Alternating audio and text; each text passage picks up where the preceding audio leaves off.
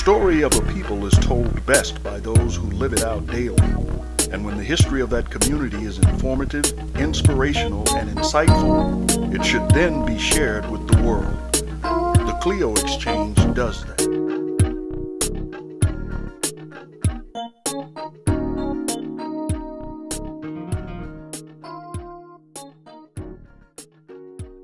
And you're now sharing this story with young folks. Well, actually, I wrote this for my children. Did you? And for my grandchildren, and for my family, and for my friends, as a legacy kind of thing. Yeah. And I was really putting it together as being a typed, on regular typed paper. I hadn't decided to try to publish it. Then suddenly we read and heard about self-publishing it. And so we thought, well, why not put it in a form for the children and our friends and all, as a legacy that they could see as a book. And so that's why we did it. And a friend of ours who had a bookstore read it and decided we ought to have a book signing.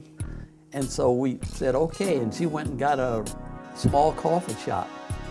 And we had about 40 people who came.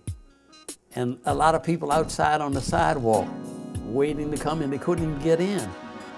And then there were some people from the Silver Spring Historical Society, and they decided they wanted to hear more about this, and they've been pushing it. So we lost control of the book. It's no longer ours. They refer to me as their Buffalo Soldier. And so it has legs of its own.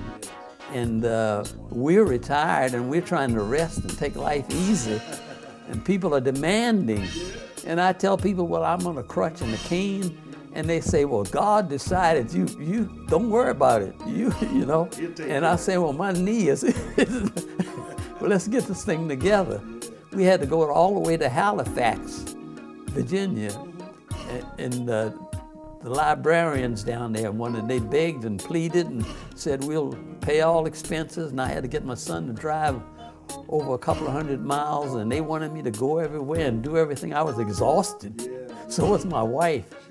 But people are calling all the time, and people like you want to hear about this story too, and there's all kind of stuff lined up here now, and we're trying to figure out how we're going to deal with it. Yeah. Well, it's a wonderful thing to share. Yeah, oh yeah. And and especially while those of you who bore the brunt of that, that's part of why we're free. Right. And so it's understandable why people like myself would be hungry to hear it. Right. And I just want to thank you for allowing yourself to be used this way. And we'll and I think I speak for every African American and every American. We're just so thankful that you're still around to tell the story. Well, a lot of people decided it's not my book, it's their book. Yeah.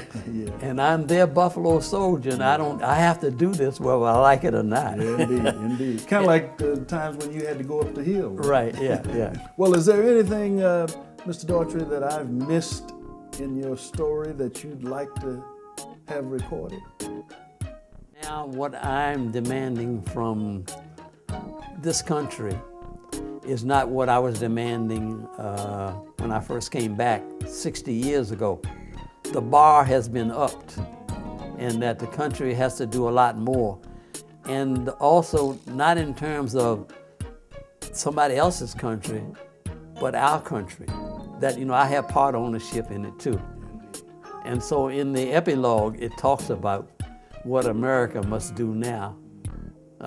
If they don't want it to have been, quote, as they say, in vain. Okay. And in the book, I say what America now must do, not for 1 month or 2 months, but for perpetuity, forever. To make it worth the destruction and death and pain and suffering that people have gone through. Not me so much, because I'm still alive, but all soldiers. Mm-hmm. Step up and make true what you say you are. That's right. Benevolency for everybody, every day, by all Americans and rest of the world. Yeah. that we've got to lead in pushing this kind of thing. That's wonderful. Well, this has been a blessing, Mr. Daugherty. Thank you so much. Thank you. I'm honored, and the family is really pleased. Really, we're the one that's honored.